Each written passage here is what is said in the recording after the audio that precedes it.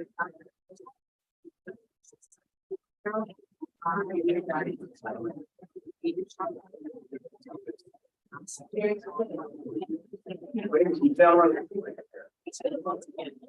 like to welcome you to this informational meeting of the City of Charleston Planning Commission. My name is Charlie Harris, I'm chairman of the commission. I'm joined by commission members Erica Harrison, Donna Jacobs, Timmy Bailey, Brian Jenkins, and Sunday Levis. These commission members and volunteers, one of our Charleston City Council. And I know you join me in thanking him for their work. Before we get started, I want to welcome Eric Tecklenburg who's with us to see if he has a couple of words of wisdom for us. Not really. I want to thank the Planning Commission for taking this extra time, extra workshop meeting to really dig into the details of this proposed Union Pier redevelopment. So thank you. Take your time. Let's get it right. And I can't thank you enough for dedicating the kind of detail I know you're going to over these next few months. Thank you. Thank you, Mayor. Mayor Tecklenburg, for your work as well. So I just want to remind everyone, this meeting is informational meeting. Although it's informational, we do want to hear from the public, so we're going to allow some time. I think people have signed up to give input and ask questions or just give a comment. But again, this meeting is for the commission to receive information about resiliency, stormwater management components of the Union Pier Redevelopment Plan. So if you speak tonight, we're going to allow people to speak, but we have so many people that signed up and we have to be out of here so you know it's 7:30. But right at closes 8, we have to break down some things here. We're going to let people speak for a minute at a time. And that's all we have, but we'll take as many as we can. And again, this is just the beginning. This is your information. There will be public hearings. There'll be more informational meetings. So we're interested and want your input. And we have received a number, and we've got them here. They were all handed out to the commission of public comments, written public comments. So the way the schedule is going to be is I'm going to introduce Mr. Morgan from the planning department. He's going to introduce the presenters. We'll hear from the presenters. That's going to take about 45 minutes to an hour. And then we'll have the commission members ask if they have any comments or questions. Then we're going to go to the public and we'll call on they'll come up, identify yourself. Again, if somebody's made a point, please don't make it again. We're so tight for time, but I appreciate it. We want your information. But again, please limit your comments to the information about the resiliency and stormwater management, because if not, we may have to cut you off because really that's what we're here to focus on just for tonight. But we'll listen to you on other things at other meetings, I promise you. So again, get up and speak, ID yourself and let us know who you are. Please keep on topic. I'm going to ask Mr. Morgan to introduce any staff and also the presenters to be talking tonight. Thank you. Thank you, Mr. Chairman. My name is Christopher Morgan. I'm planning manager at the City of Charleston. Also here from the city is our director of planning, preservation, and sustainability, probably Somerville. Dale Morris, our chief resiliency officer, is here. I'm not sure if is here as well. And then I am going to introduce Jordy Barbaro with the South Carolina State Ports Authority to introduce the team that will be speaking tonight.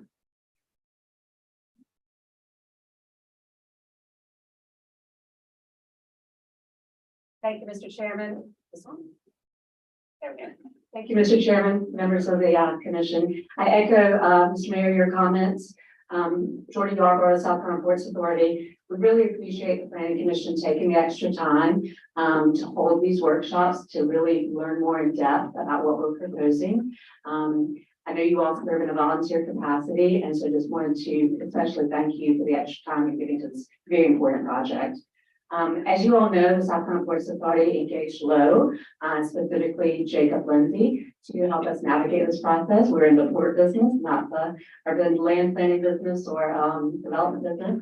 So Jacob, through that process, Jacob has assembled a top-notch team in every aspect of the project, putting together the proposal that we have.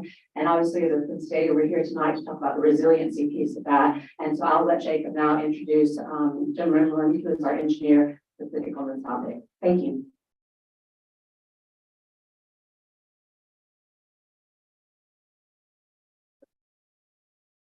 Good evening, Mr. Chairman, Planning Commission members, Mayor Tecklenburg, members of the public. Thank you all for what will be the first of 3 informational sessions. It's rare that any applicant has the chance to have the luxury of time, really, to really and truly engage in a dialogue with you as Planning Commission members and with the public in preparation for planned unit development. So we're really just grateful for the time to walk through this project, answer any question that you may have about resiliency and about our overall approach to water management here at Union Pier. Brief introduction to the project. I don't want to assume anyone's level of knowledge about what's going on here. So this property at Union Pier is property that's located behind the Harris Theater. Everybody in Charleston knows the Harris Theater. I don't know if I get a cursor here or not. I mean, I can point to it. Yeah, there we go. Here's the Harris Theater right here in downtown Charleston. It's at the Fleet Landing Restaurant in downtown Charleston. And over here, the dockside condominiums. So if that helps to locate you in space, that's what we're talking about. This property is an active port facility. It's currently used for home port cruise operations, as well as for industrial storage. There are trains moving on and off of the site. Materials are stored in the warehouses here at Union Pier. Those functions will cease in 2024 as the port has made the decision to end home port operations. And along with that, we'll end the industrial storage operations here as well. Very important to point out, this is not Columbus Terminal. Columbus Terminal is the much larger port off this image that is fence to fence full of BMWs. That's not what we're talking about. That's not the site. Just want to make sure there's a clear distinction there because the two are even online sometimes confused. Where are we in this process? The Ports Authority began this process last year. There were a series of public engagement events. Many of you attended those. Many of you from the public attended those. We had events in June and August and September, and again in October. The plan that you'll see here, these images, are the same plan that was presented in October. We've had a chance to continue the design and engineering process. So you'll see more information than what was seen then. And we're proud that this plan takes into account all of the public information that we gathered, all of the opinions and ideas that we heard over the course of last year are incorporated into this plan. And in addition to that, there's been a very rigorous study of the site itself and the engineering required to implement something like this. Now, there's a lot of questions about this. Everybody's got questions about Union Pier. That's what I do all day, is answer questions about Union Pier. And that's completely legitimate. The questions about how water is going to be handled here are completely real. Will this project cause flooding to be worse? That's a legitimate question. Is it even a smart thing to build here? That's an absolutely valid question. And we began with that same premise ourselves when we began studying this. And that's one of the reasons why we went to some of the best people in the world, including Sherwood, who are our lead resiliency engineers. Now, you'll hear from Jim Rimlin this evening. He's going to be your primary presenter, so you don't just get to hear from the guy who didn't actually do the engineering. You will talk to one of the people who was the lead engineer and who has a team of engineers working for him. So it's a rare chance to not talk to a project representative, but an actual project designer. Now, in terms of this process, this master plan is in this very conceptual form, and we are beginning to move toward the creation of a planned unit development, a PUD, that will come to you in the future for a vote. No vote tonight for the public. There's no vote tonight. No action will be taken by this commission this evening. This is informational only. And we have made one initial TRC submittal. If you've been looking at that, we are really happy that people are looking at that. A good thing to familiarize yourself with the material, but that's going to change. That's going to evolve over the course of this submittal process until we get to a point when it's fully vetted and it will come to your desk for a vote. Now, when that happens, I want to make I'm going to be done here in just a second. Thank you all for entertaining me. I want to be clear about the type of PUD that we're bringing forward. This is a PUD master plan. It is not a PUD master plan and concept plan. We are not bringing that forward right now.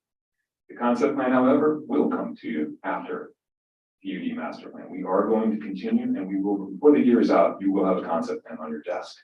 So we're going to continue with the engineering process. Now, what does that mean for you all? I've been here for many, many concept plan meetings, and we all know the controversies around concept plans and your obligation to approve that they meet technical requirements. We've all been there, you know, we know how that process works. The requirements that you have to approve a PUD master plan, but we're bringing forward are twofold when it comes to stormwater. The first is that the master plan itself has to propose and it has to draw the major drainage facilities. That's the first piece. The second piece is that the PUD has to provide an analysis of the drainage basins. That's the second piece. That's it. That's the requirement. However, anticipating the future phases, we've gone above and beyond that.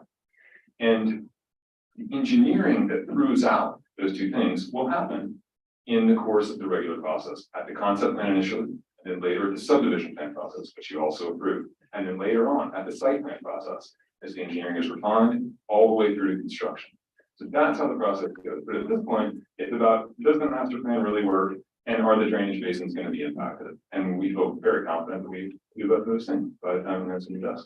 So that's what is in front of you. Trying to get those in the record. So with that, I'm going to introduce the person that you actually really want to hear from, who is Jim Rimland. And just in terms of Sherwood's background, one of the reasons that we retained them is because they've actually done work here before. They were retained by the Conservation League to study the Corps of Engineers perimeter proposal and to look at the entire perimeter of Charleston. So Jim is it's not his first time looking at how the coastal edge works here. But beyond that, Jim and his firm have worked all over the nation and internationally on coastal sites, urban sites, and rural sites, dealing with issues just like this. They are some of the global leaders, and we're really proud to be able to work with them. So with that said, I'll end on this. The purpose of doing this master plan is to create something truly excellent for the city. Creating a master plan is what great cities do. To give the city council and the public a vision of what can occur here and to make sure that it is right for the city. You're going to hear a lot of information about this. And that's one of the reasons that we're happy to be here, because this is what you're hearing is what we are proposing. This master plan is a vision of the future. And we really believe that it has within it the groundwork for the resiliency solutions that are going to help make not just Union Pier, but the whole area around it a better place when it comes to flooding and stormwater management. So with that said, I'm going to hand it over to Jim Rimland, and he will take it from there. And you can go from this line. Yes, you can say that. Thank you, Jacob, for the introduction. Nice to see you, council members, mayor, folks in the audience. I appreciate you guys all being here. Well, I can introduce myself, but Jacob. Jim Remlin, I'm with Sherwood Design Engineers. I'm pleased to be here, and remember, I'm one piece to a broader thing. I mean, you've probably heard from Perfect and Will, from Ford, from Lowe. I'm just a small piece, but I'm really been very really into the details about the specific resilience components here. And what we'll be walking through today is a focus on the really the framework that gets us to a plan. And that framework starts to list out how do we get to the elements that matter to us as people who are also in this world, in this world that have the same concerns as you. Like we put ourselves in that shoe. And as a civil engineer, frankly, that's the first thing that I do on most of my projects. Like how is the work that we're going to be doing here affecting the neighborhoods, the communities, and how would I be able to set the right approach? So with that, I think I'll just kind of flip through some of Is it on the side? it's not.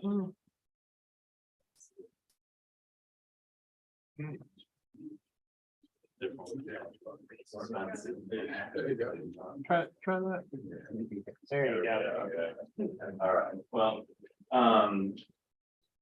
so to start from a step back, right? Like as a site civil engineer, but also as someone that worked on many planning projects, we take a step back and look at what resilience means for the community. And as Jacob mentioned, we have we know Charleston by some of the work that we've done here through the Coastal Conservation League and other projects, but the work here is first identify what are some of Charleston's vulnerabilities so that we can make sure that we understand this place to be able to formulate a plan.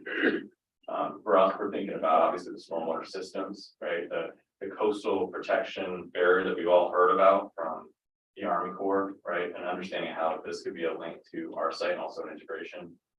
Transportation networks, how those are enhanced and improved, ecological zones, and the general hydrology, both the upland and the onset systems. And with that, thinking about where do we sit in the world as far as the topography? Are we lower, are we higher? What can we do with that to shape the way that we design? And so what we've done through our process is when we approach projects that have a deep need to lean into a resilience approach, we create a framework, and our framework sits in it's a layered protection, holistic thinking, and ecological sensitivity. And these are the backbones for how we are basically putting together our approach to the project. And these frameworks carry out for how we help inform the design. And so under layered protection, we're thinking about systems that are flexible and adaptable, which means basically that it's not a one size fits all. I mean, we did a lot of work with looking at what the Army Corps is proposing, and we think that there's other opportunities to make sure that the systems that we put in, the money that we put in for those systems, those heavy engineered systems, should be doing more than one thing. And we think that's important for us to think through, and Charleston to think through as we think through the future. That goes into holistic thinking as well, right? Like, I mean, we should think about the communities around us and how those communities can thrive from big infrastructure moves that are happening. And we think this is a great opportunity for that. And the last one is the ecological sensitivity. I mean, this place, Charleston, I mean, I think anybody being here knows that, you know, it's a place that thrives on the salt marshes, you know, the edges, those are the components that Charleston really thrives on. So how do we make sure that we're being sensitive to that? And then, so with that, we developed what's the key future vulnerabilities of Charleston. And these are real issues that Charleston is already grappling with and has grappled with, right? Sea level rise, increased precipitation. I mean, that's something that we're all thinking of. And many projects we're thinking about what is the future rainfall intensities, how is that going to affect our sites? And for this particular project, how is the coastline? What is the coastline, and how can we use that to our advantage? How can we understand it more? How can we maybe create this as a place for education for the community? Because this edge is something I think that's going to be a future of change for Charleston.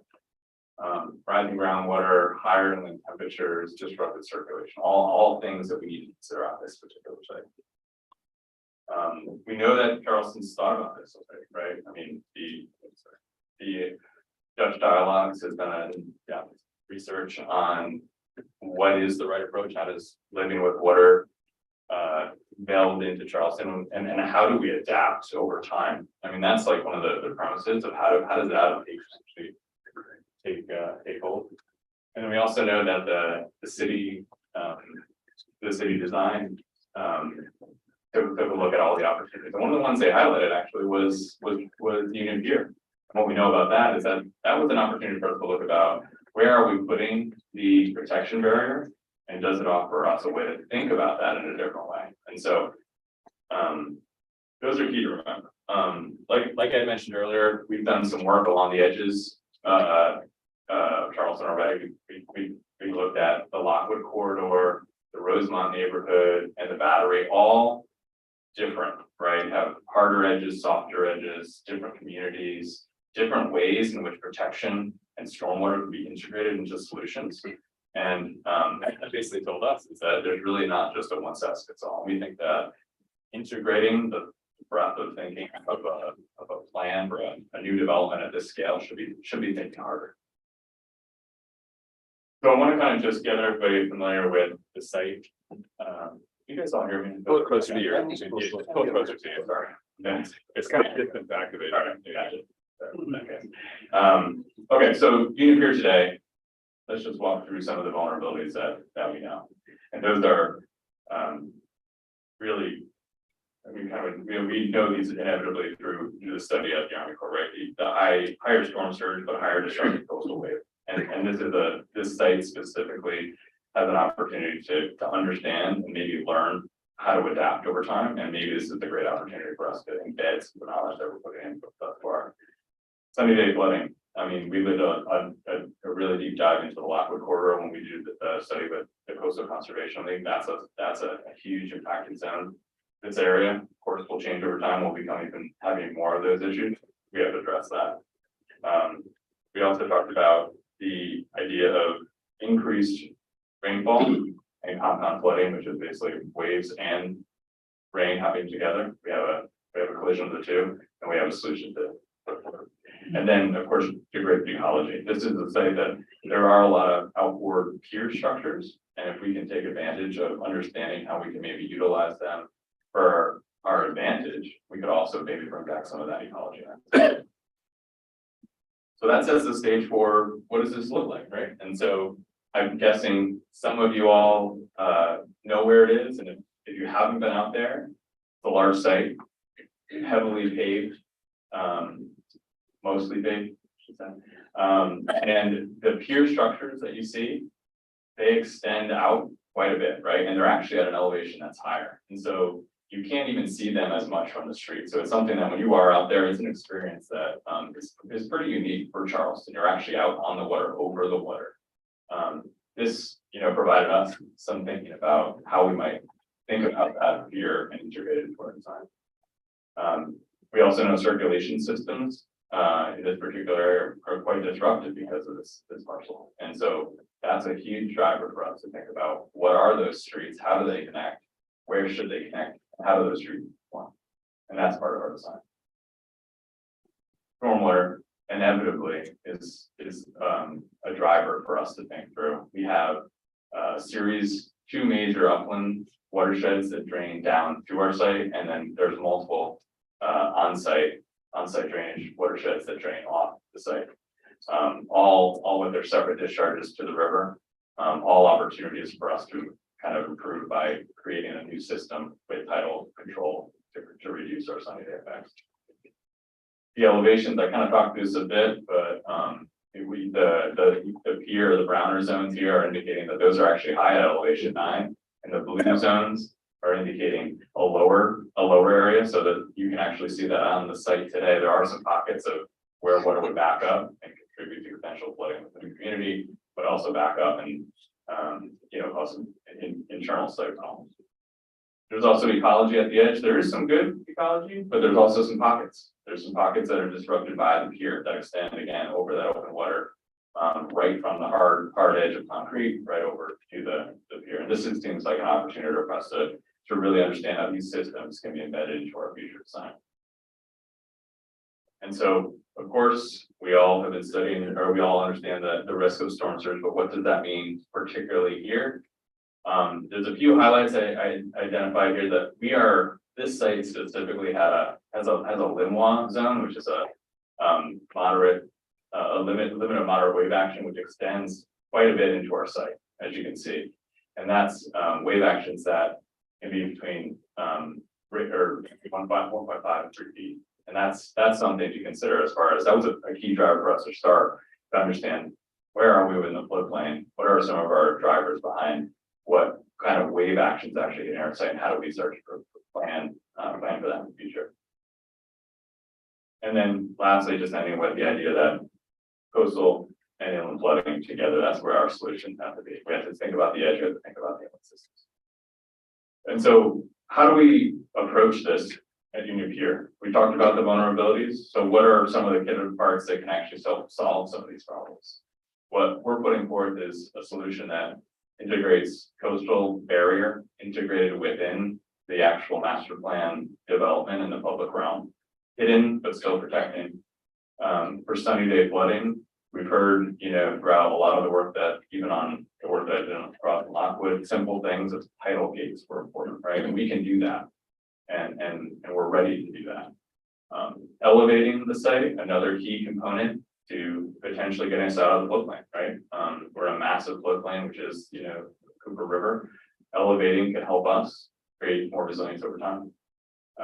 And increased compound flooding. It's really thinking about how do our systems of streetscapes, open space, how do those systems of landscape actually become performative, hyper And that's, you know, integrating green infrastructure, thinking about systems that are 21st century design and systems that are doing more than one thing, landscapes that are performing for us.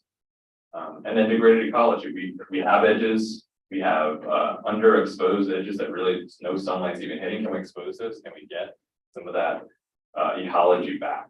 That's what this plan is striving for. And so how do we get there? I told you, setting the stage for kind of some of the components. We strategically looked at how is the structure of the pier today, and where, if we took some components away, can we create activation space? How does it work with coastal protection, wave action? Can it provide value? Being at 9 feet, it actually is a benefit to our site in a good way. We can knock down waves because of that elevation, and by strategically offering some cuts in it, we think we can bring back ecology in certain ways. This also creates us an opportunity, and what we heard in many public meetings is that opportunity to be out on the water is a plus.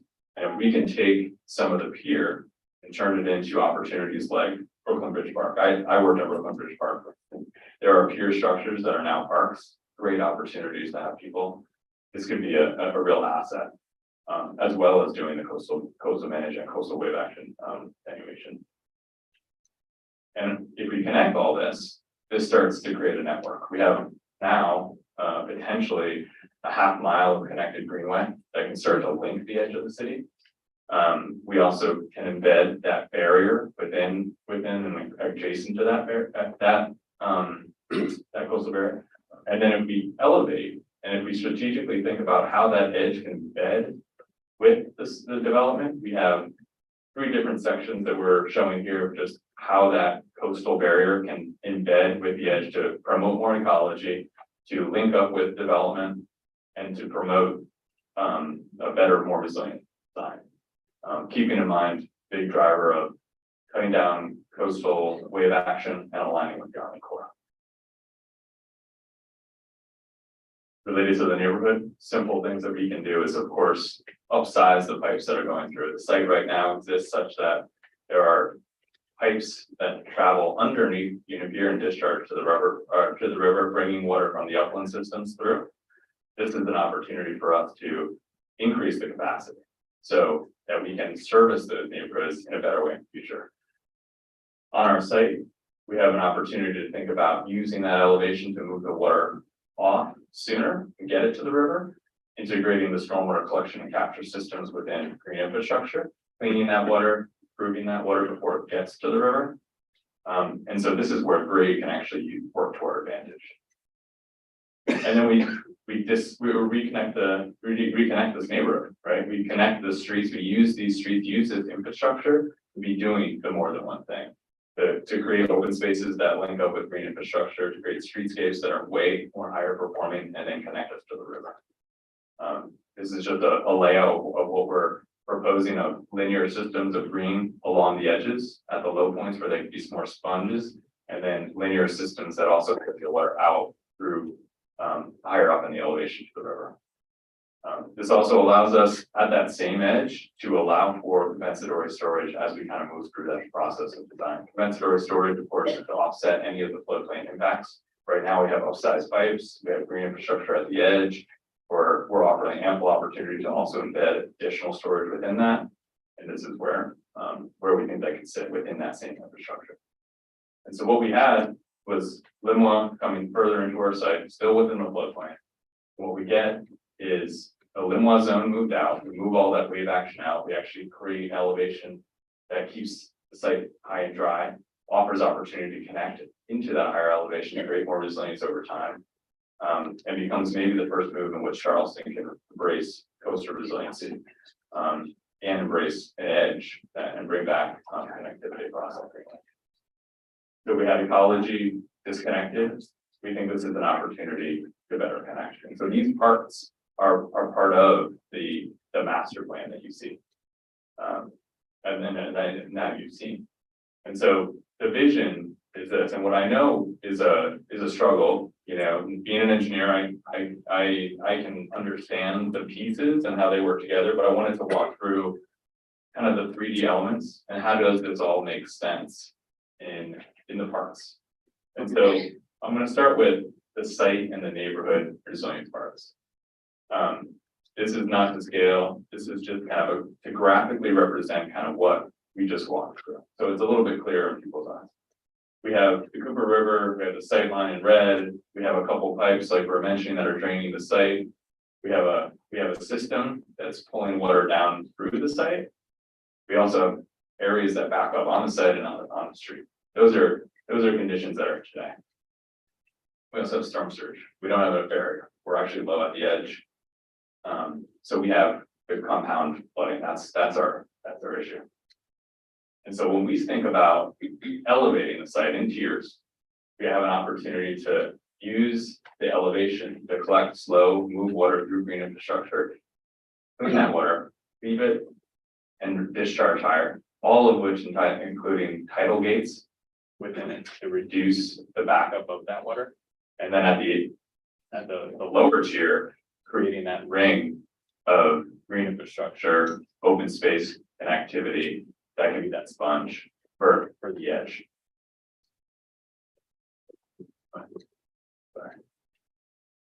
And then now I'm just going to talk quick through the street on the open space. I mean, the network of high performing infrastructure is I think for a city to embrace 21st century infrastructure, you got to do it with the streets and open space. And this is a perfect opportunity to lean into embedding this thinking.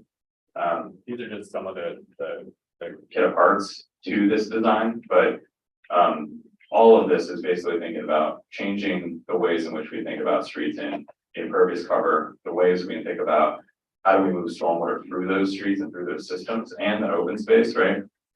Can we clean the water sooner before it gets into the pipe? Can we move that water out cleaner to the river? This is the opportunity and this is the place to do that.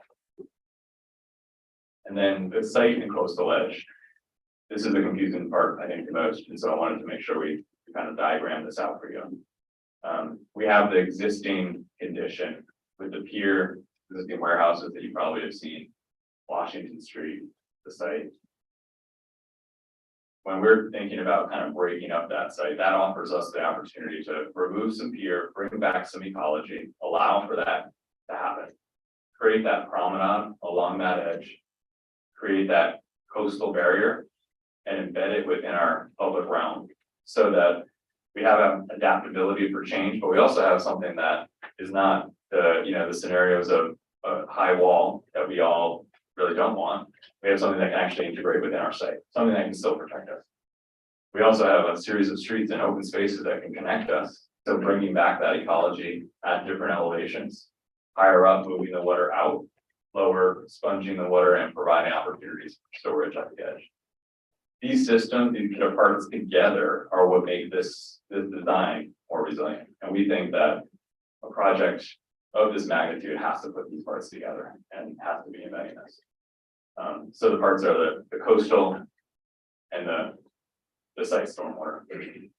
And we think this is a plan that if we're going to lean into a resilient approach here, there's a few things that we think we can do. We can eliminate the localized one. We can put the tide gates in on not only the pipes that are moving through, but we can also provide tide gates on any new pipe.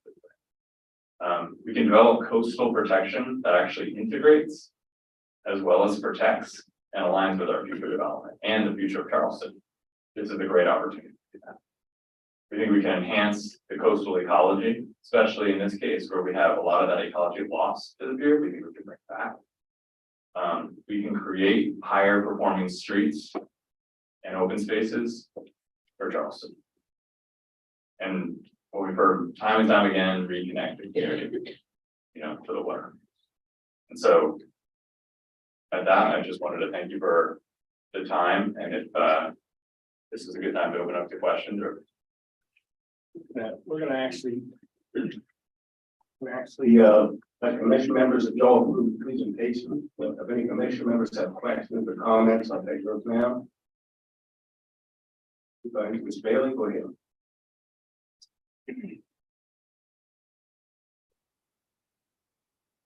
Thank you.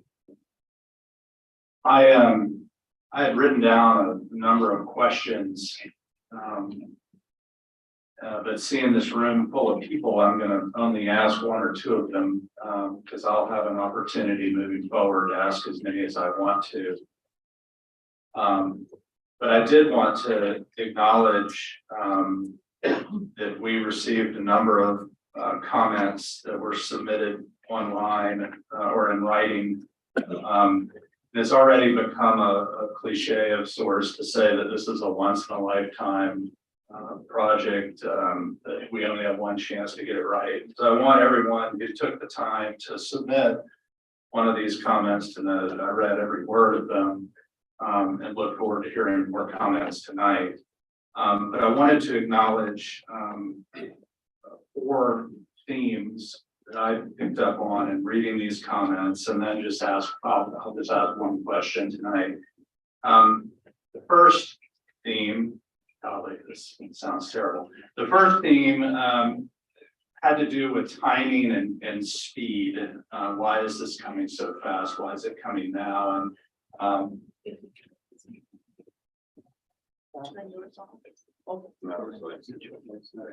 know,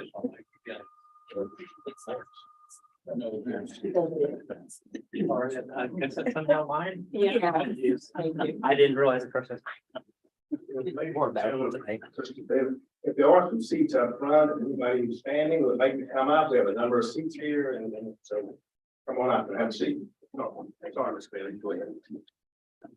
okay, hopefully that's better.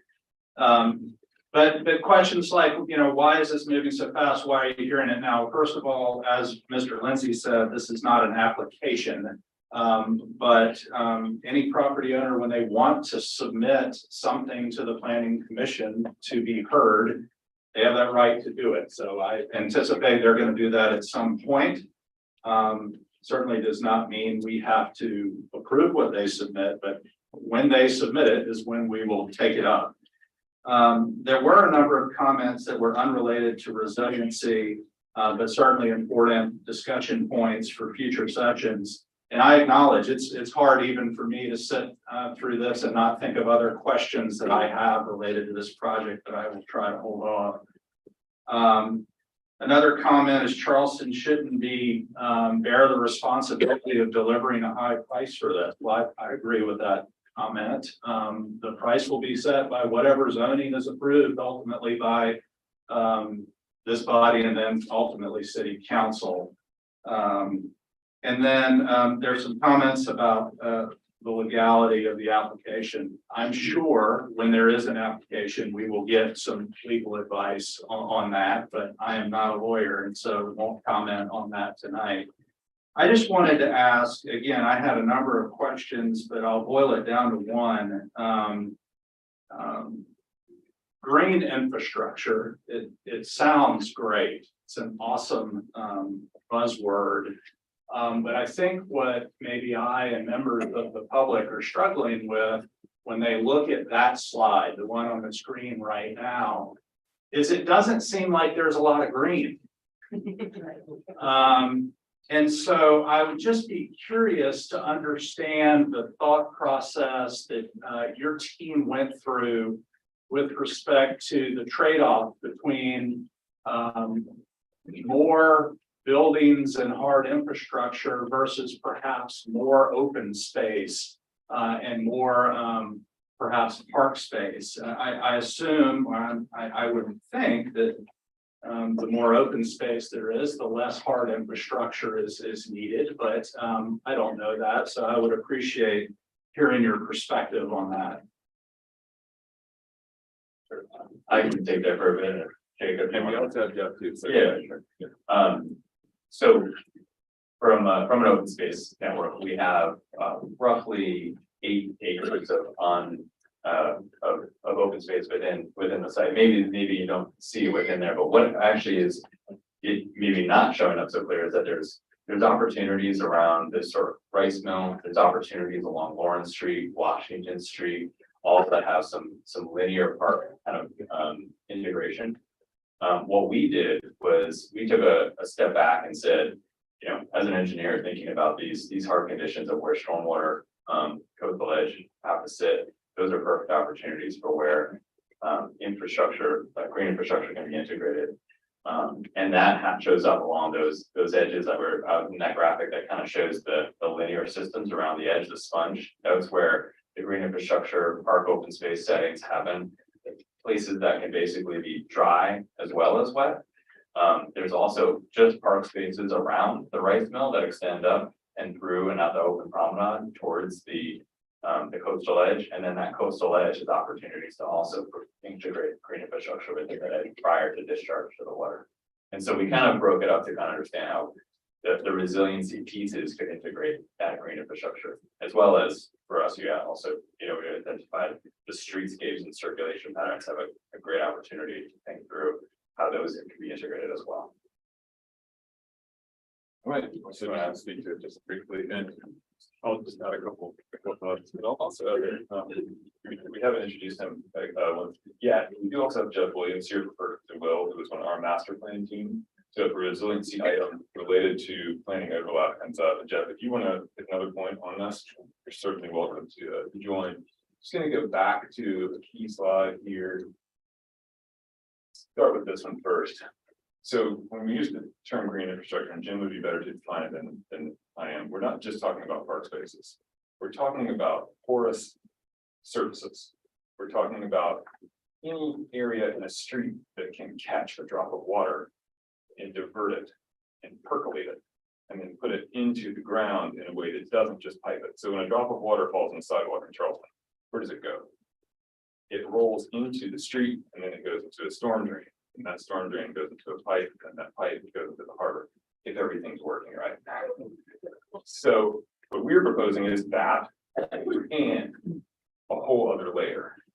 And all of that green, when we say green infrastructure, is in the streets. It is in the sidewalks. It is in the parks. It is in every space that is not a building on the master plan. And the image that I think sums that up the best, if I can find it, I'm going to go all the way through the deck. Here we go. This one. So that's where that green infrastructure is. This is where the green infrastructure is.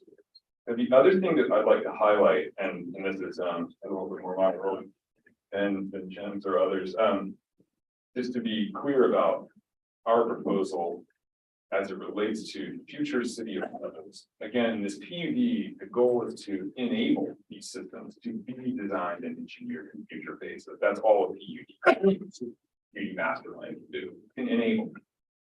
Engineering that happens at concept plan, and then it happens at subdivision, and happens at site plan, and we go down the line. Now, this city, like many cities, our city does not accept green infrastructure for public utilities. We don't accept porous sidewalks or porous streets because they require maintenance. And we don't have a revenue fund stream to fund the maintenance of those things. They're far more expensive. We can barely maintain the conventional hard infrastructure of pipes that we have, much less these more sophisticated, harder to maintain systems. So we propose hard infrastructure, pipes and reservoirs that can hold all of the water that hits Union Pier. In addition to all of this sophisticated green infrastructure, which is another layer. And our proposal is not to ask for the city to fund it. We propose to fund it through a municipal improvement district, a MID, which will be a tax revenue stream just for resiliency, just to maintain these systems, and just to maintain the parks, not costing taxpayers the rest of the city a single dime. So I want to be clear about that there's pipes and pumps and not pumps, there's pipes and reservoirs. And then on top of that, the green infrastructure layer, and it is here integrated into all of the services of the project. When we say green infrastructure, we don't just mean big parks. So that was just my one clarification. We don't have to go down the funding question too much further. I don't know, Jeff, if there's anything you want to add about where the green infrastructure is or how it works. I'm not calling on you to speak if you don't want to. Everyone, Jeff Williams, one of our lead urban designers. Well,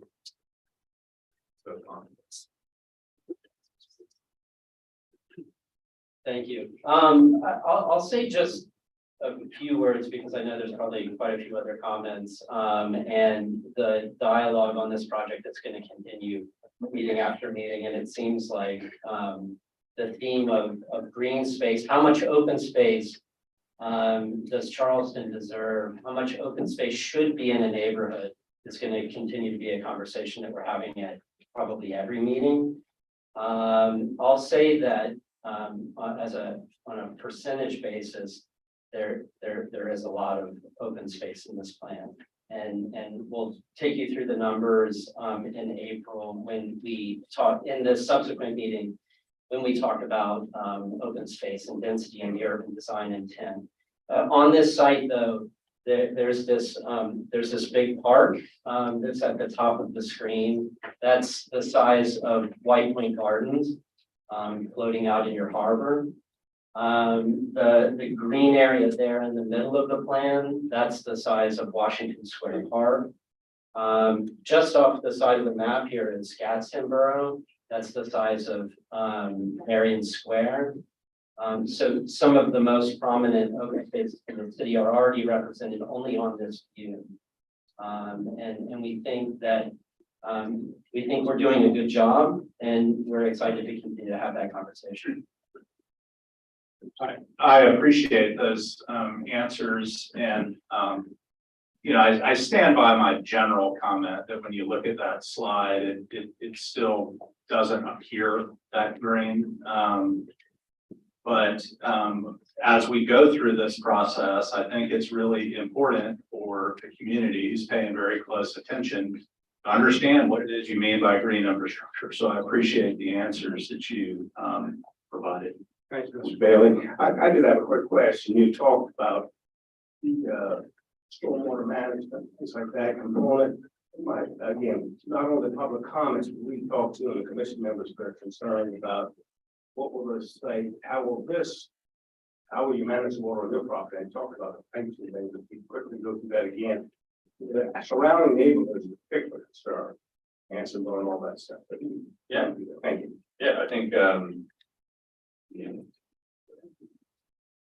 going back to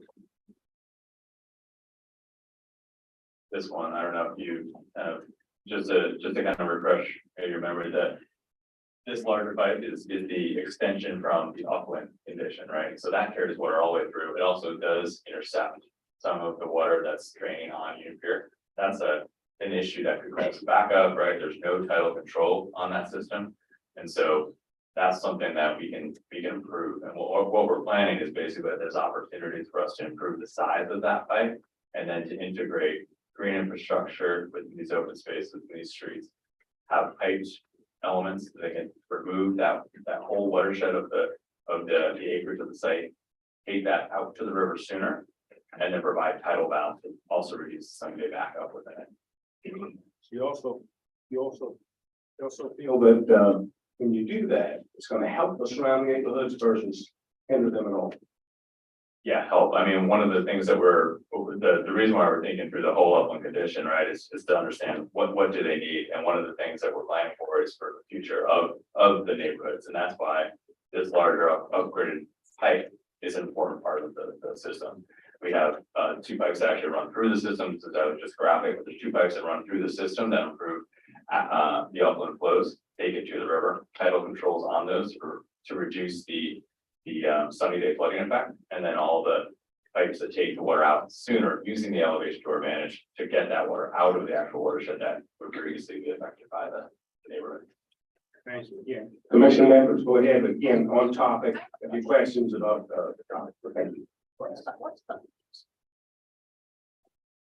size pipe are we talking about? You said there are 2 pipes that are going from the neighborhoods, and I know the existing pipes are small, so. Yeah, the existing condition's about a 60-inch pipe, and then there's like a smaller pipe that runs on the southern end.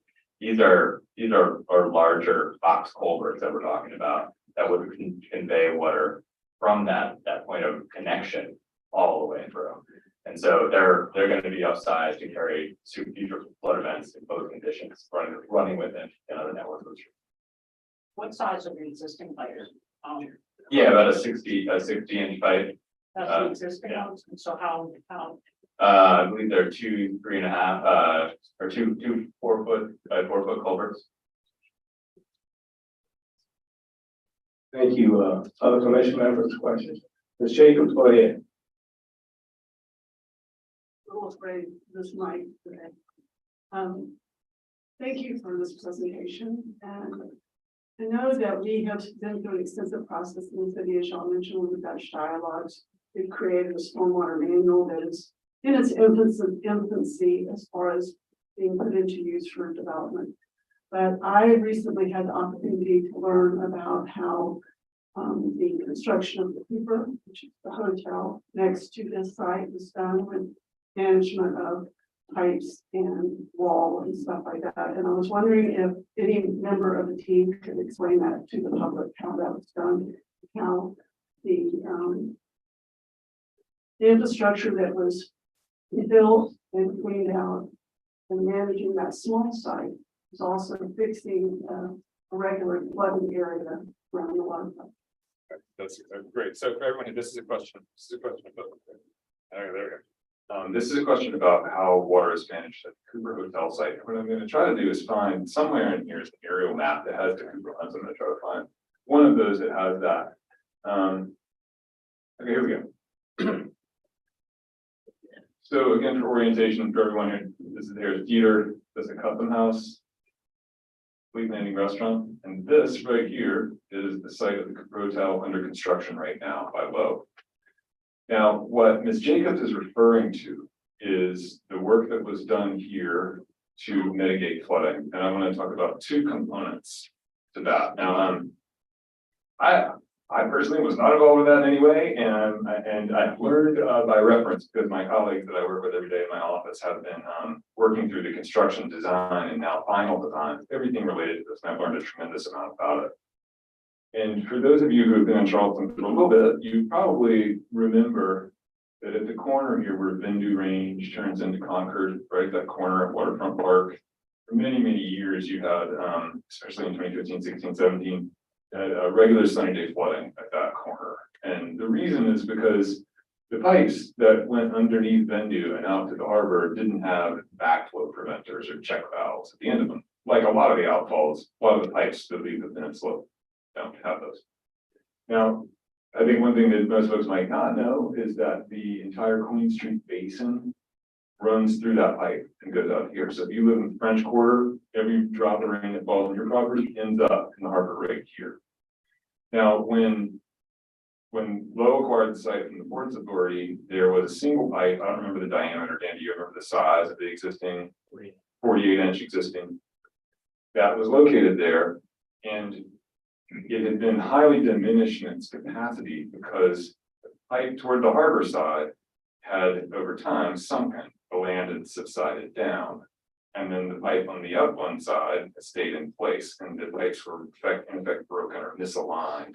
So the size of the pipe was diminished significantly because the pipes had broken where the land had shifted underneath. So Lowe, vastly at the cost of Lowe, and in a cooperation with the city, arranged for, as a part of the construction of the Cooper, the installation of dual 48-inch pipes, 2 new 48-inch concrete pipes, pile supported, which means that they sit on the same piles that the building sits on. They will never shift or move. They will never subside, and they will align with the upland system, definitely. And all the water that hits that basin will come out. And at the end of both of those new concrete 48-inch pipes are 2 big check valves, which prevent sunny day flooding from ever happening again at that point. Now, if we get a big hurricane and it overtops, of course, water will come over just like it will everywhere else in the peninsula. But sunny day flooding no longer occurs there because of that pipe system installed, again, mostly at lowest cost. The other component for water management that was installed here at the Cooper, and which we hope to continue at Union Pier, it's very much part of the proposal, is a system, a very simple system that releases the site from its FEMA flood zone designation. And to just sort of quickly talk about how that works, if you know any of the buildings around this part of the city, some of you may live in them, like the wonderful condos at Gadsden, or any of the other buildings that have recently been built here, you know, the ground level has parking in them. There's no shop front. The reason is that those areas are in FEMA V zone, or in FEMA V zone, meaning that waves move across during a hurricane. And you can't have a shop front or a residence in there because it's going to get taken out by hurricane waves. At the Cooper, there's this bow shape right here at the coastal edge. And if you go and see it today, you'll see a concrete wall that's built there. That concrete wall has a specific shape. And that shape functions as what's called a trip wall. And when waves hit it, it takes the energy out of the wave and knocks it down. And as a result, this wall takes enough energy out of waves during a storm event that you can now have shop fronts, you can have restaurants, coffee shops in the ground level of this building. It also released some of the other sites from the FEMA B zone as well. And that trip wall is a method of knocking down wave energy and protecting the city from the destructive forces of hurricane, storm surge. Now, is that trip wall high enough for the Corps of Engineers? No, it's 9 feet, got to go to 12. So eventually it'll have to be right, it'll have to go up to 9. But the point is that the redevelopment of a hotel contributes to the management of storm surge and hurricane conditions on the whole peninsula. And by continuing that system, by building a trip wall, building a system that will knock down wave energy, we can release the entire site and protect other areas from the destructive forces of storm surge and hurricanes. The last piece of that is not just Liz' opinion that that's a good thing. You have to go through a federal adjudication process. You apply to FEMA, the issue is called the letter of map, and they actually formally release the site from the flood zone designation. And that's how you get shops and storefronts and stoops and residences at the ground level. And we're going to go through all these at the ground level at Union Pier in the future and other areas just like the Cooper. And when we draw images like this, they're accurate. They're artist impression, but they're accurate. So all of these ground level shops and restaurants can't be achieved unless a trip wall is installed that knocks down wave energy. That's a long explanation to your question. Sorry. The point is that upgrading stormwater capacity that drains Queen Street Basin and then managing storm surge at the edge makes for a better city overall. And that's what Bo did at Cooper. And we hope to replicate that on a much larger scale. So long answer, short question. Sorry about that. Thank you, Dave. Ms. Jacobs, anything else on the commission members? Yeah. Ms. Harrison? And like, I think it goes back to where you're kind of talking about this layered approach of managing the stormwater. But as it's a much larger site, in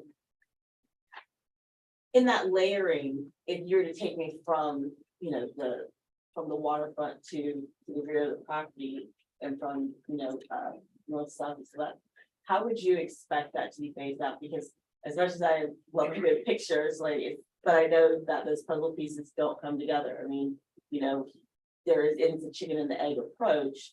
So, over time and over years, people in parcels being sold off, how is that going to be really managed and making sure that the goal that you are proposing can actually be effectuated, by the individuals who purchase parcels? I'll start with the high level and then I'll hand over to you to talk about it. Just on the high level, since a project like Union Pier is too large, probably too large to be looked all at once, so it's likely to be phased. And I don't know how it'll be phased. It could be phased in any number of ways, north, south, and south, any number of ways. This is the key thing. Any phase would have to do everything that we're talking about in and of itself. It's going to have to knock down storm surge. It's going to have to drain itself completely. So every phase will have to function in terms of water management on its own, in addition to the whole system working. I don't know if you want to add something to that and talk about maybe some of the specific related to how the area approach works. Yeah, I think the idea that each one of those moments of the phase would have to do exactly that. It would have to, and we're still meeting the code and it not going above it, but we're having to do each and every one of those components. So the code for protection would have to have an edge at some point, would have to integrate with another edge, but it would also have to be doing the coastal protection and have to integrate with the site the way we want it to. And that is a little bit of an iterative approach, but this is the key parts that would be part of each one of those phases. And hopefully by thinking about it as a connected network, we get the most benefit from it. Thank you. Commission members, any other questions? Ms. Jacobs, go ahead. Just thought of something. Are there examples, because you said you've worked in other places doing these other things, where we can't look in our own city right now and point to a high level project that's got a lot of green infrastructure in it and see how successful or unsuccessful it is, or even places where there's small levels and sometimes even on river basin systems, you don't necessarily have to be on the coast to have to manage water, high level water, you live on Mississippi and that. So are there examples that you can point to encourage people to sort of say, investigate this and look at the success or what we've learned from things that we've done? Sure, yeah, good question. I was, like I mentioned, Brooklyn Bridge Park stands out to me mainly because I was there right before Hurricane Sandy hit. We were working on a few phases of that park and Hurricane Sandy came in, and of course it was so destructive, as many remember.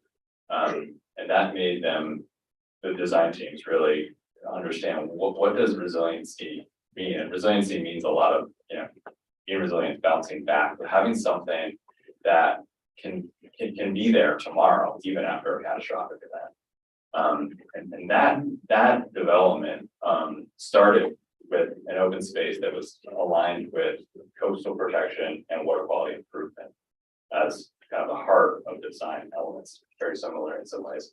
And around that, a lot of density for a lot of development happened within that park, at the edges of that park, and now it's a place where people do want to be. I think that's a good example of also the stormwater that's coming off of us. If we can actively clean that water and get it out into the river sooner, we actually don't disrupt the neighborhood properties. That was the goal of that project, to get that water out, move the water out at an elevation that was higher, because otherwise it affects the combined sewer overflow issues, it affects neighborhood flooding within the streets of flooding it. And those principles are still like, that's a core kind of design element when thinking about coastal developments and this one too. So I think that would be a good one. Thank you. Commissioner members, any other questions? I'd like to open up to the public. So thanking you, stay safe. So I'm going to go ahead and call out names of people who signed up to speak, and we'll actually come up. We hadn't had a ton of people sign up, so we'll let you in 2 minutes versus 1 minute. That's good. Spence, you want to lead off? I think they're gonna set up here. Yeah, that's what I'm on. Yeah, thank you. Sam's there. Wasn't it supposed to go first?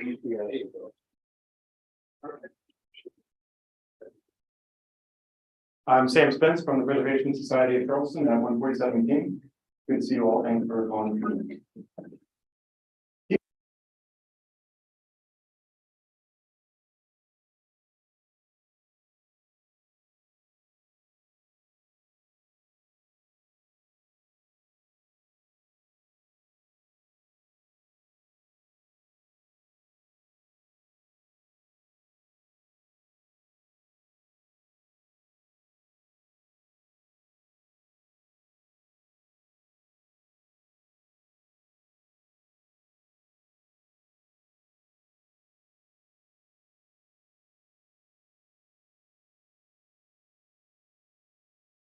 As well as develop a comprehensive water plan, are necessary to undertake prior to officially entertaining the Union Pier PUD, both of which are underway as we speak.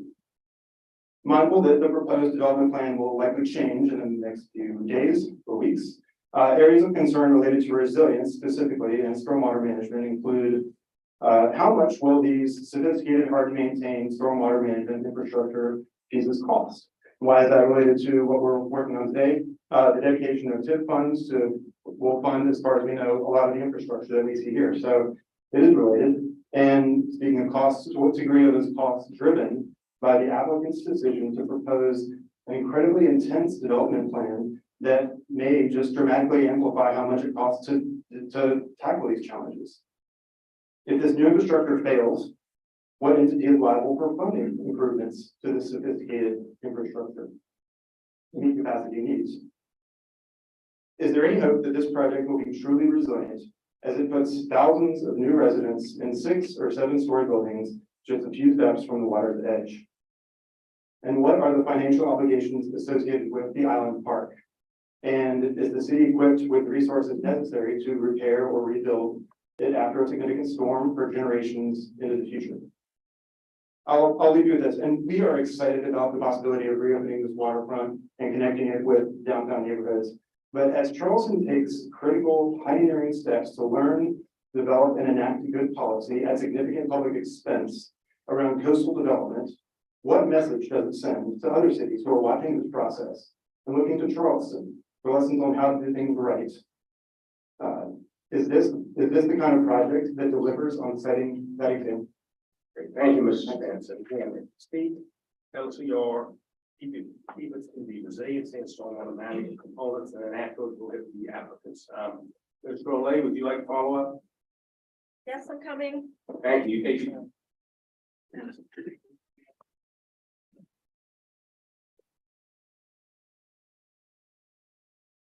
Okay, so. Good evening, Captain Gorilla with Historic Charleston Foundation. Thank you for the opportunity to address the commission this evening. We're very grateful to the commission and the city for convening this important discussion around resilience and stormwater management and the future of Union Pier. We provided some written comments, so I hope that y'all received those on behalf of us and our coalition partners at CPL and PSC. Charleston faces every known water-related hazard: surge, tidal, riverine, stormwater, groundwater, and compound flooding. And each of these are exacerbated by sea level rise. Consequently, our most recent and future planning practices are evolving to confront those hazards head on. One of the core guiding principles of the city plan that this commission recently adopted is adaptation to water. It cannot be overstated how incredibly important it is that this project be an example of and leader in innovative resilient design. We commend the Port Authority's willingness and desire to redevelop Union Pier in a sustainable manner to reduce flooding and provide solutions to storm surge flooding through comprehensive storm with existing plans for the peninsula. However, the application as submitted lacks the details necessary to provide us with the confidence that the as-built project will meet those stated goals. Renderings and stated goals are one thing, but the PUD language must be highly specific. And what has been submitted so far leaves us with myriad questions, and I'll be happy to share those directly with the commissioners and staff. Lastly, it would not be prudent to have a discussion on resilient infrastructure without a concurrent discussion of how all the project's infrastructure will be paid for. We've been told there's an intent to create a TIF to fund the infrastructure up front, but without a better understanding of the finances, knowing exactly what the infrastructure the TIF can afford, the impact of taxpayers, the effect on other needed projects citywide, how can we appropriately consider the infrastructure? Lacking a financial analysis, the infrastructure plans seem more like a wish list. On behalf of Historic Charleston Foundation, we would respectfully encourage the city to examine these infrastructure plans holistically with an eye for the exceptional needs of the site, for water management and otherwise, and also an eye for the fiscal implications of taxpayers, the city's ability to take on other projects, and to demand detail and specifics within the PUD language. Thank you for the opportunity to speak to you. Is and if I mispronounce anybody's name, I apologize. It's Ms. Robertson here. Yeah. Great. Thank you, Ms. Robertson.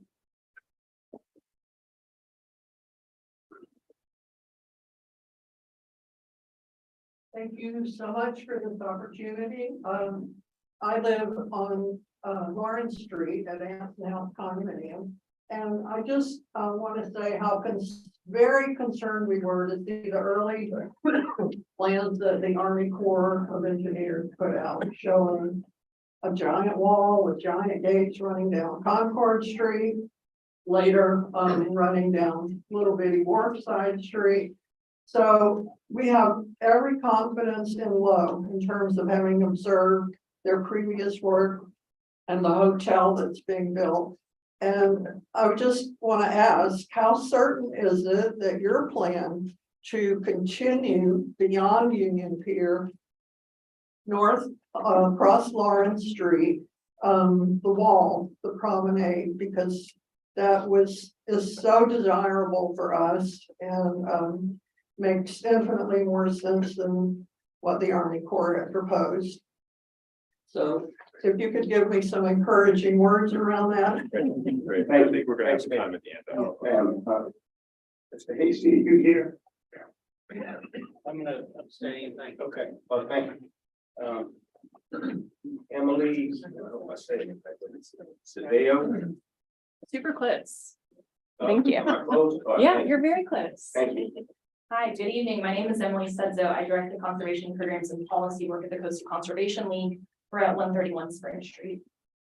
Specifically related to tonight's topic around resilience and stormwater aspects of the project, it is imperative that this project meets the standards of existing and ongoing city planning efforts, such as the city plan, Dutch dialogues, the land and water analysis, and the ongoing water plan. Over the past 10 years, our community has learned about resilience and the need to live with water, both from recurrent storms and flooding, and the plans that followed all of these issues. These detailed plans with robust public engagement talk a lot about green infrastructure, nature-based solutions. They highlight the importance of having a holistic system, some of which was definitely discussed tonight. And while the Union Pier conceptual resilience plans and the design intent seem very promising, there is so much lacking in the most recent version of the PUD regarding resilience and stormwater. We're left with a lot of concerns and questions, I believe. It's abundantly clear that the current proposal relies wholly on elevating the property and on enlarging two main tunnels, stormwater systems, based on language in the PUD. The PUD repeatedly mentions waivers from various requirements in the city's updated stormwater manual that the redevelopment might seek. Besides a very few conceptual drawings, there's no mention of a real plan to incorporate the green infrastructure. How much, where will it be, how will we fund it? A lot of details left to the imagination right now. And if there is an issue with the city accepting green infrastructure, let's fix it. Let's address it now in this process. The proposed design of this site should be required to meet the 20% impervious cover reduction target at a minimum. Because we're starting with a blank slate here, there's so many options. These include native roof meadows on top of buildings, rain gardens, bioswales, floodable parks, and more.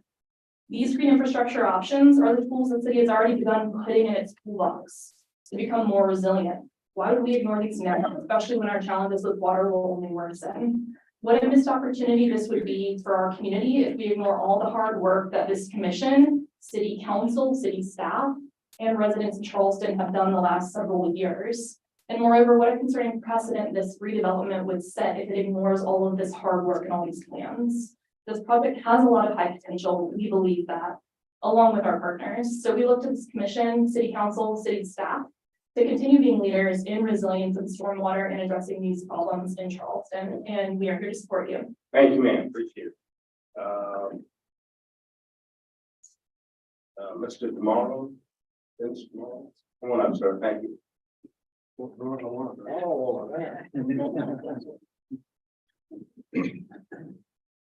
I'm obviously shorter than everybody else. I live in Gadsden. Mic drop.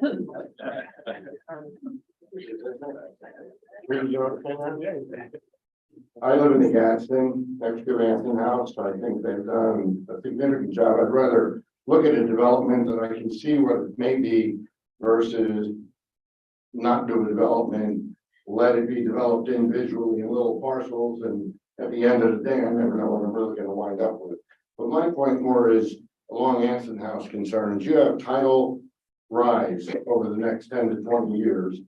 And if I were here long enough, I would want to live on Union Pier and maybe not in Gadsden or Anson House, because that's got to push water to the north once it's complete. So I'm looking to the city and planning commission to consider that when they look at approving this.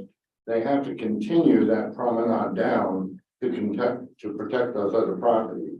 The water can go through the garages, but last year we had 9 king tides, 3 days each, 27 days of higher tides. In 10 years from now, that'll be a different issue. Thank you. Thank you, sir. Thank you. Mr. Gross, David Gross. Come on up, sir.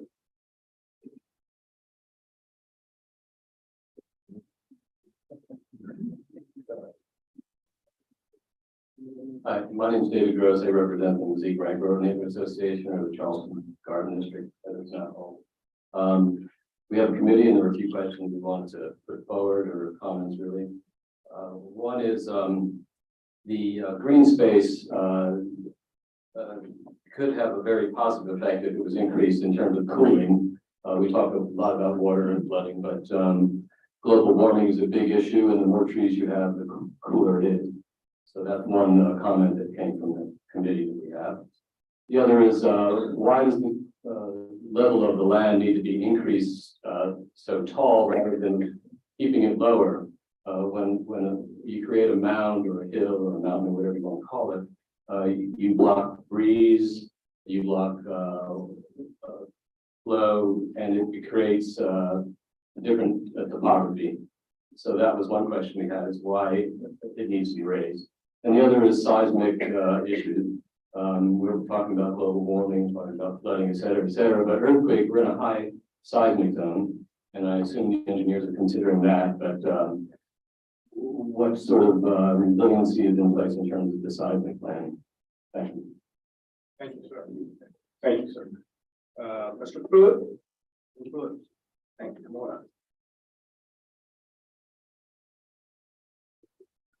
I'm Bill Pruitt. I live at 33 Hazel. I've been there over 40 years. So I've been able to observe some weather over those years. Hugo is bad, but there was a Hurricane Joaquin, and it was in 2015. It was a front that stalled over Charleston for 4 days, and it dumped 24 inches, included, I think, a few 9-foot tides. And for the first time, I had water in my basement, and it didn't come from the land, it came from the ground. It was the water table got pushed up.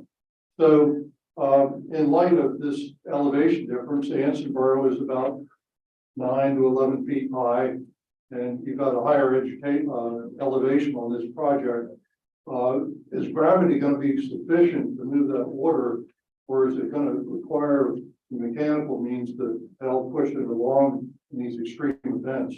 So I would ask, is the system going to be robust enough to handle a Joaquin type of event? And is gravity going to be enough to do the job? Thank you. Thank you, Mr. Pruitt. Andrew Wonderly, Charleston Water People.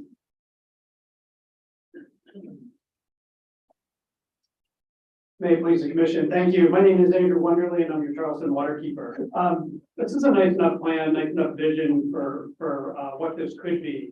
Want to reiterate that I think what we heard a lot of was a lot about stormwater quantity. We didn't hear much about stormwater quality, which I think is really critical for the public access benefits here, but also for the ecological benefits here. We saw a lot of this green and naturalized shoreline in pockets. I'd like to see that continue all the way through the project.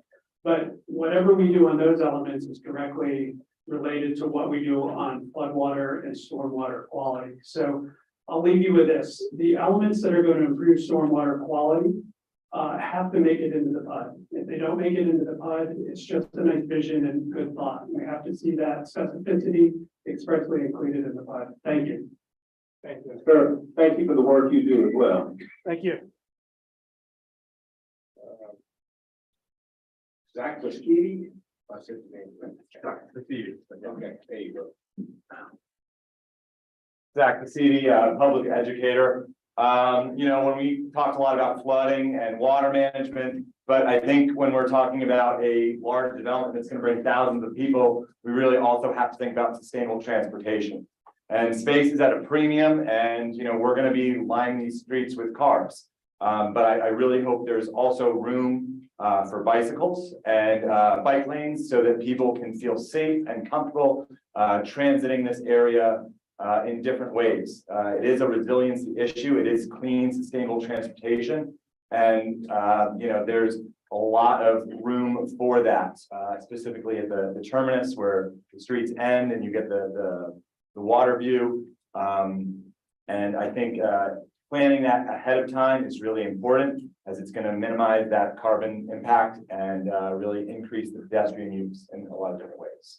And lastly, I'd like to say thank you. I've spoken with each of you at several meetings, and you guys have all been really great. Thank you. Thank you for coming in. Thank you for being here tonight.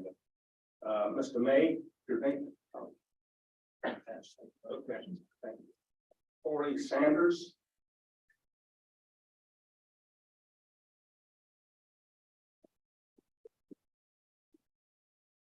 Hi, my name is Tori Sanders. I live at 50.5 Lawrence Street with my husband, daughter, and my parents live at 50 Lawrence Street. So needless to say, I will experience the impact of Union Pier very acutely. I have many concerns about the lack of green space, but also about resilient building materials and heavy metals present at the site. So first, given the city's serious concerns about the structural integrity of the dockside condominiums, I would like to know what will be done differently and why are there no regulations in the current documents to prevent the rapid degradation of concrete steel in these waterfront properties. Additionally, there was an article in the paper in late February that outlines the presence of heavy metals like lead and arsenic in the soil and water beneath Union Pier. When contaminated soil is disturbed, the dust containing lead and arsenic will become airborne and then inhaled by workers and nearby residents and those passing by. And I would like to know what will be done to protect the workers and what will be done to protect the community from breathing in lead and arsenic. Thank you. Thanks, May. We'll try to get some answers. That's everyone that's signed up. If anyone has a quick comment or question, again, about the topic of stormwater management and resiliency, come up, tell who you are quickly. Now we're going to get some answers from the presenter. All right, great, thank you. Jacob?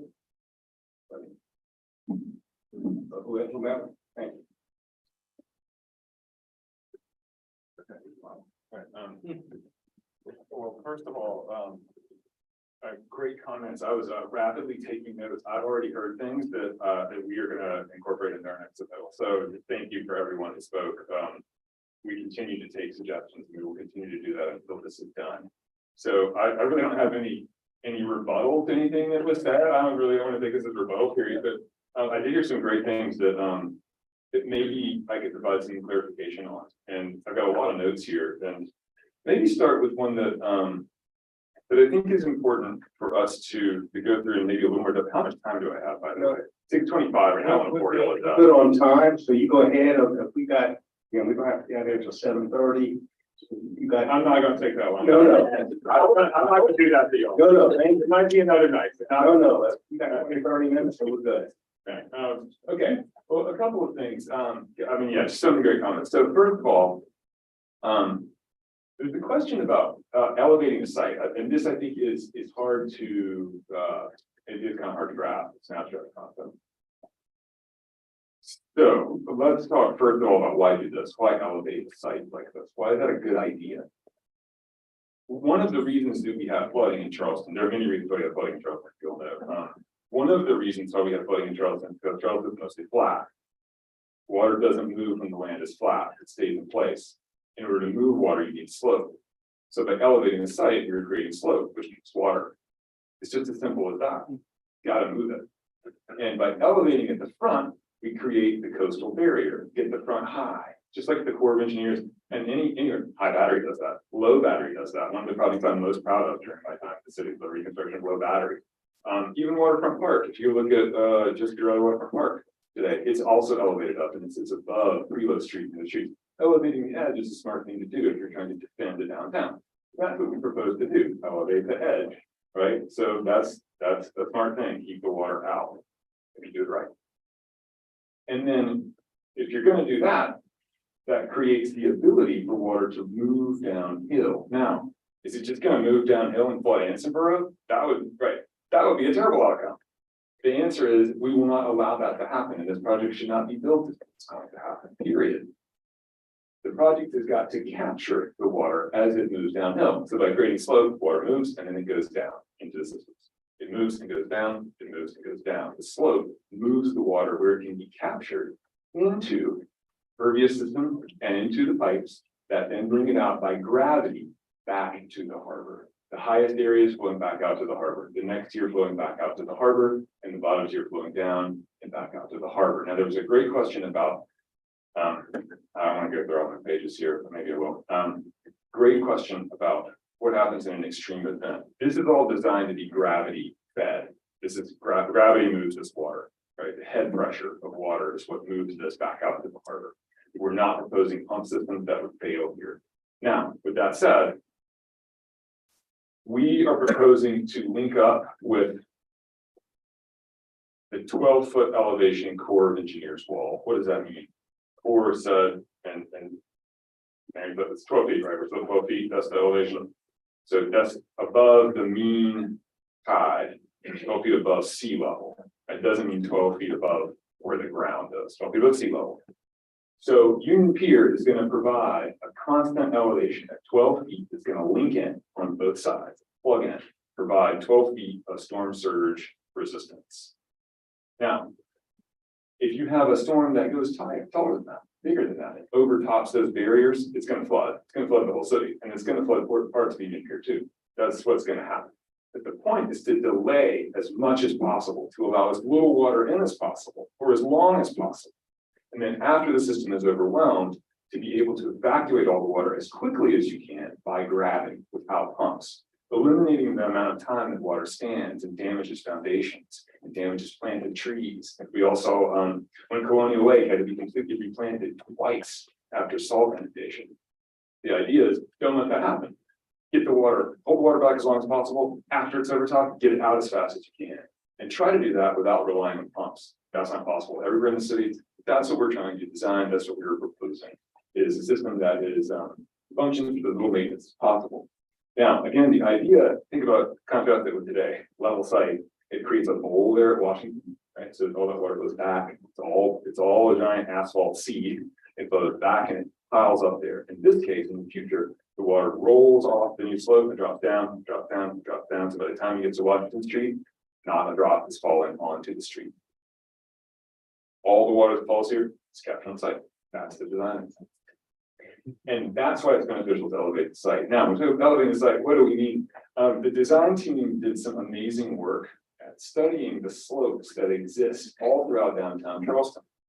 And we saw some places where you have new ramps that are built in Charleston to get into parking, or to, that are artificially built ramps. And that doesn't feel right for downtown.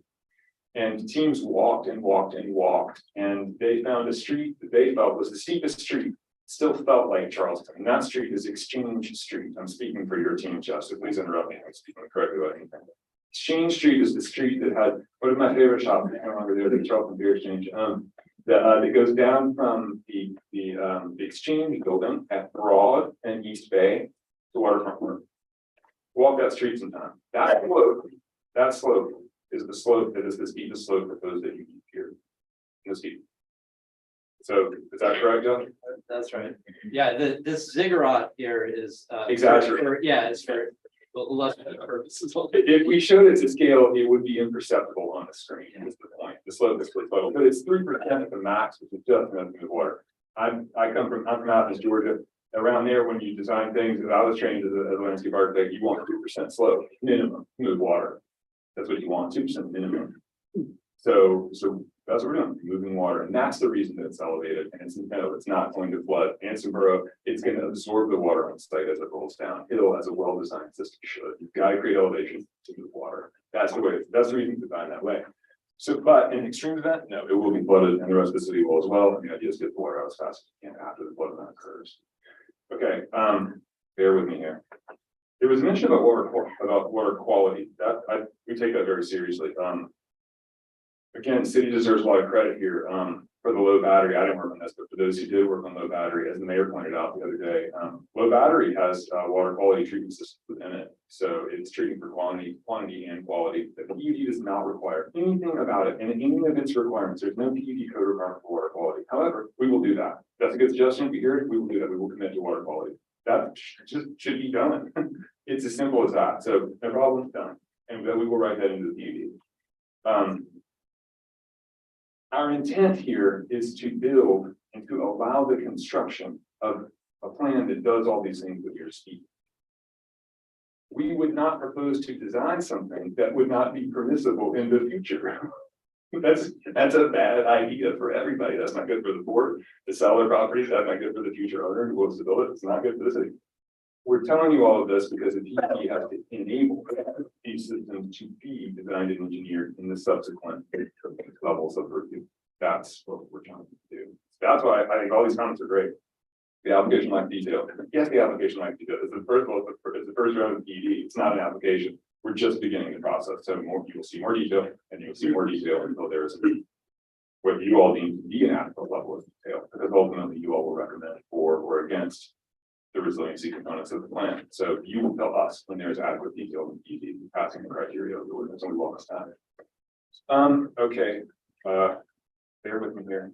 Let me put back on my pages because we heard a lot of great things.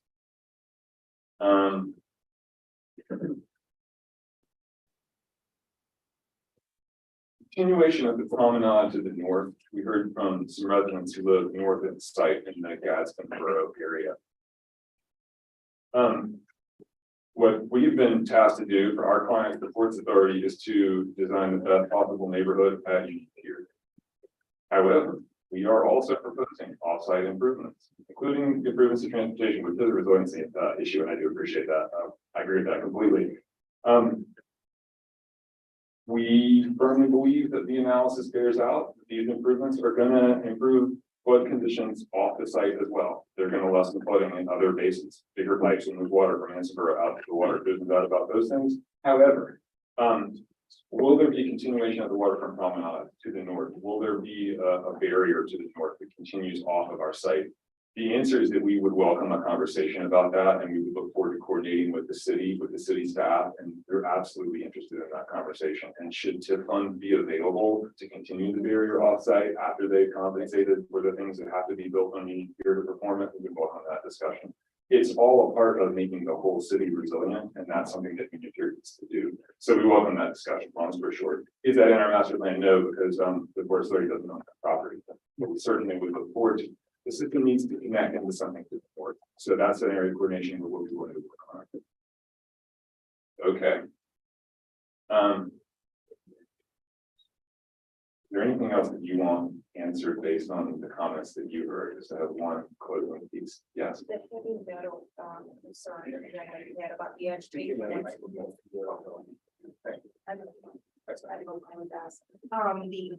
metal agitation issue that was brought up. Can you speak about how that's? You know, I'm not an expert in that area. I'm not a construction expert. That's not my realm of expertise. We will get you a construction expert at one of our future. I'm going to commit to that, and Andrew, please don't let me forget that. In fact, I would recommend Mike Mansager from our office of construction. First of all, there's a VCC on the property. The construction that occurs here will absolutely be subject to all the most modern regulations and restrictions in regard to pollutants that may happen both there in the ground and the water or in the air, period. No one will be contaminated by this. We will commit to that now, and that should be regulated all the way through the process. I'll also say, this site is relatively unpolluted compared to other sites immediately around it. The aquarium was a super fun site, one of the most polluted sites in America. Other PUDs that are around the city, the Laurel Island site, Magnolia site, heavily polluted sites. In comparison, this site is not there near that level of pollution subsurface or infrared, and that's a great thing. But again, that's not my area of expertise. So, but we will give you an expert. We will answer those questions more thoroughly. Commission members, any other quick questions? Ms. Lutz?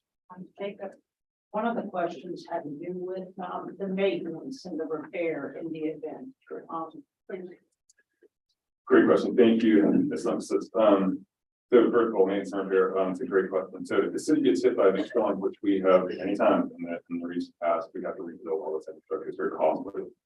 And generally speaking, most of that cost is borne by the city Parks Department as well as the Public Services Department. So the departments have huge obligations to do other things, all of the city's daily maintenance. And then when disasters hit, it's really burdensome. And we do often apply for disaster funds are available. We do apply for them. We try to use those with the city when possible. So when we get hit by a disaster, the whole city's got to repair all the parks and all those other spaces. This is why Union Pier is better. What we are proposing is a municipal improvement district mid, which would create revenue streams for the ongoing maintenance of the public spaces here. Now, that has to be adopted by the city as a process associated with that. But that would be a pot of funds just for Union Pier for ongoing maintenance and disaster maintenance that don't exist. That pot of funds doesn't exist for other parks. So in addition to the city's overall general fund budgets, we have another pot of funds for maintenance. We're doing that because we think it's the right thing to do. And by the way, that is at the cost of future developers as a self-imposed tax. But again, it's just the right thing to do rather than burden the city's general fund. So there will be an additional pot of funds if the MID is adopted for the purpose of maintaining these spaces ongoing and in the event of a disaster. And I'll end on this with the MID as well as the TIP proposal. Obviously, y'all's job, maybe thankfully so, is not to consider economics on this purpose to go into account, as you know. However, the proposal with Union Pier, that underneath all of this is the proposal that development should pay for itself. Development should pay for the infrastructure, and the development should pay for the maintenance through the vehicles of the TIP and MID. That doesn't exist everywhere in the city. In all the areas of the city that aren't in TIPs, the tax money just goes to the general fund and is distributed across all of the city. What we're saying here is let the development pay for that infrastructure, not the existing taxpayers of the city. And there will be more detail on that as those proposals come to city council. But this is the best place to use a TIP and to use a MID. You probably never pay taxes, we're not burning taxes from anyone. Development in the future will and should and will, if it's adopted, pay for that infrastructure. It's just a smart way to do it. Okay, I'll be quiet. Ms. Jacobs, Ms. Jacobs. Oh, sorry. Well, I just want to, what if it is not approved? Great question. If the MID is not approved, this would be just like any other real estate development in the city. The taxes that pay here after the TIP is extinguished would go to the city's general fund, and they would have money to perform maintenance, just like any other development. But we want to go above and beyond that. There was a question about trees and cooling, and I know that our city was a participant in the plan Trees to Offset Water. For people that don't know that, they should look online because it talks about how much water literally a tree holds. But I see in one of your graphics is the boulevarding graphic to the water, where you have what I call it's that big promenade colored picture that you have where you can find that, because I call the tree an aquarium. There's an aquarium there. Is it the rendering that we showed at the beginning of the water slide? Rendering and like to see Okay. because right now, when you see that aerial, there are no trees on the property. There actually are no trees on the property.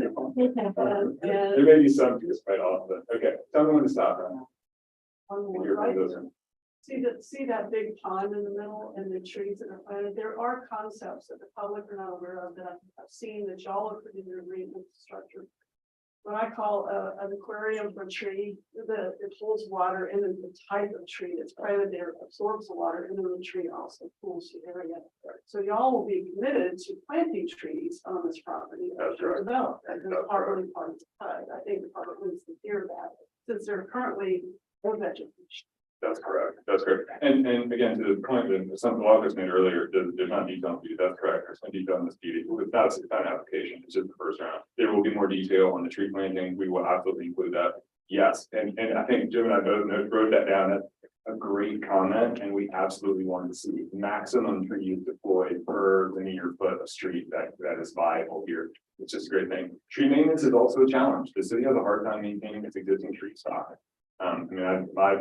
My friends in the Parks Department don't always have the resources that they need to do all that because they have it spread thin. And that's why to do that and maintain that the MID is really important to be adopted. Otherwise, it's harder to maintain over time. Thank you, Jade. Okay, thank you all so much. And I want to remind everyone that in upcoming meetings, Thursday, April 6th, 5 o'clock, New York Center, subject is urban development density. Also Thursday, April the 20th, and the joint planning commission redevelopment needs New York Center on the affordable now.